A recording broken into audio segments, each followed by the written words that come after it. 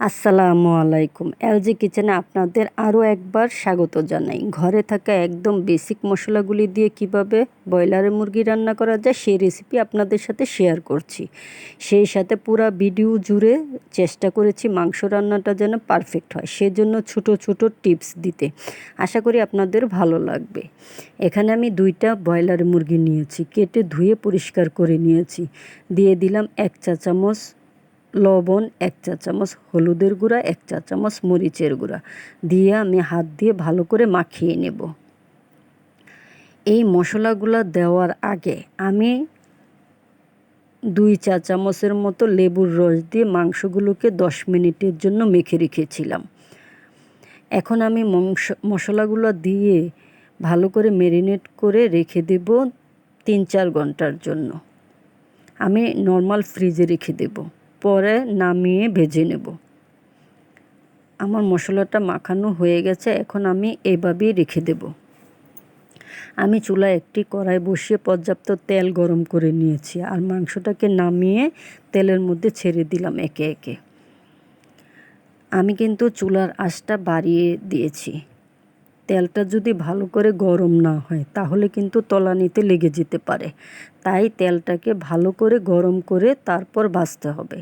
আমি মাংসগুলোকে উল্টিয়ে দিচ্ছি আর আমি কিন্তু চুলার আঁচটা একদম ফুল আঁচে রান্না করছি, কারণ ফুল আঁচে যদি ভাজা না হয় তাহলে কিন্তু খেতে ভালো লাগবে না, কারণ কম আঁচে রান্না করলে পানি উঠতে পারে। তাই ফুল আঁচেই এই মাংসগুলোকে এরকমভাবে ভেজে নিতে হবে। আমি অল্প লাল করেই নামিয়ে নিব, দেখুন। আর বেশি লাল করে ভাজলে কিন্তু মাংসটা খেতে শক্ত লাগবে, খেতে ভালো লাগবে না। তাই মিডিয়াম লাল করেই কিন্তু ভেজে নিতে হবে। আমি 2 মিনিটের মতো ভেজে নিয়েছি। আমি এরকমভাবেই সবগুলো মাংসকেই ভেজে নেব।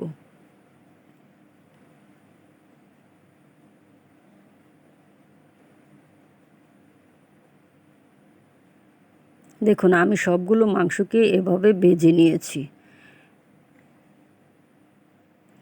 আমি এই তেলেই মাংসটা রান্না করে নেব, তাই দিয়ে দিলাম এখানে 1 কাপ পরিমাণ পেঁয়াজ কুচি। পেঁয়াজটাকে দিয়ে আমি ভালো করে তেলের সাথে মিশিয়ে নেব।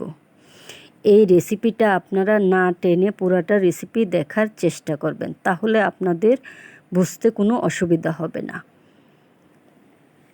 আমি এখানে দিয়ে দিলাম 3 টুকরো দারচিনি আর দিয়ে দিব 4-5টে এলাচ। এলাচটাকে আমি থেতু করে দিয়েছি যাতে ফ্লেভারটা ভালো আসে। দিয়ে দিচ্ছি 1/2 কাপ পরিমাণ পেঁয়াজ বাটা, দিয়ে আমি ভালো করে মিশিয়ে নেব।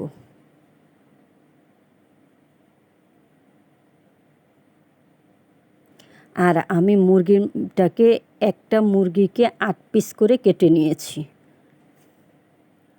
এখন আমি পেঁয়াজটাকে ভালো করে তেলের সাথে মিশিয়ে নিচ্ছি। এই ভাজা মাংসর মধ্যেই আমি মশলাগুলো একে একে দিয়ে নিচ্ছি। দিয়ে দিলাম 1 চা চামচ হলুদের গুঁড়া, 1 চা চামচ মরিচের গুঁড়া, 1 চা চামচ ধনিয়ার গুঁড়া, 1 চা চামচ লবণ। লবণটা আপনারা আপনাদের পরিমাণ মতো দিয়ে নেবেন।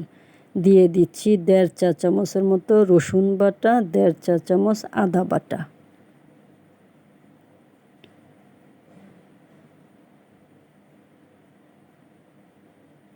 এখন দিয়ে দিব উঁচু করে 1 চা চামচ মানে 1.5 চা চামচের মতো বাদাম বাটা। আমি চীনাবাদাম, কাঠবাদাম শিলপাটায় বেটে তারপর দিয়েছি। আর দিয়ে দিলাম এখানে সরিষা বাটা 1.5 চা চামচ। আমি লাল সরিষাটা বেটে দিয়েছি।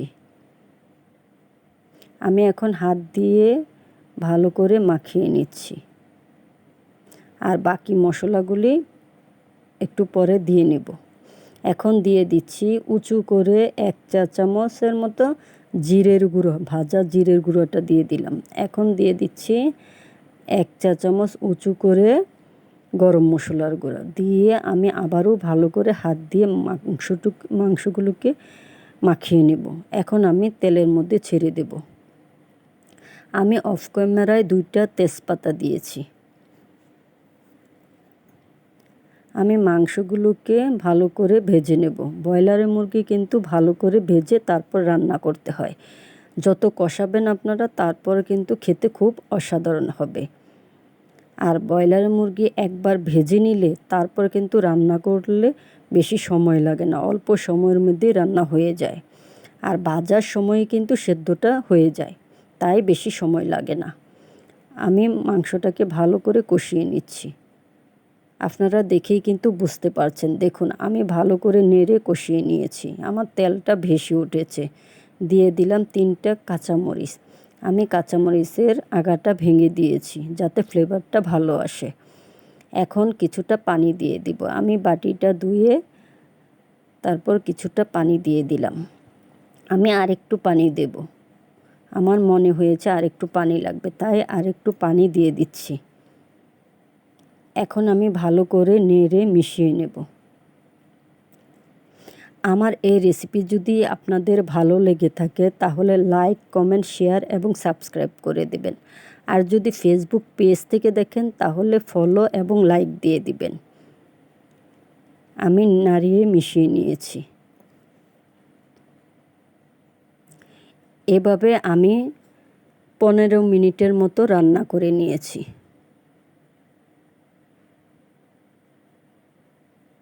এখন আমি দিয়ে দিলাম উঁচু করে 1 চা চামচ মানে 2 চা চামচের মতো ঘি দিয়ে আমি ভালো করে মিশিয়ে নেব।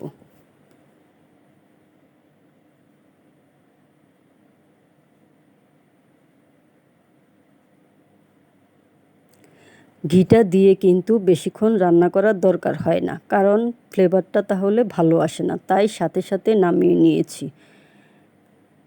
আমি এখন পরিবেশন করে আপনাদেরকে দেখিয়ে দিচ্ছি।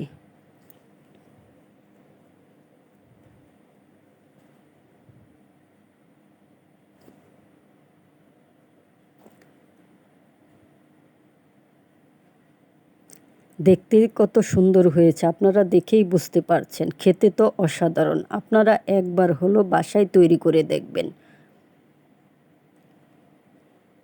আর আমাকে কমেন্ট বক্সে জানাবেন কেমন হয়েছে। আপনাদের ভালো লাগাই আমার সার্থকতা। এত কষ্ট করে ভিডিও করে যদি একটা লাইক অবশ্যই পাই তাহলে তো অবশ্যই খুশি হব। আপনারা সবাই আমাকে একটা লাইক দিয়ে দিবেন। আপনারা সবাই ভালো থাকবেন, সুস্থ থাকবেন, আমার জন্য দোয়া করবেন। আল্লাহ হাফেজ।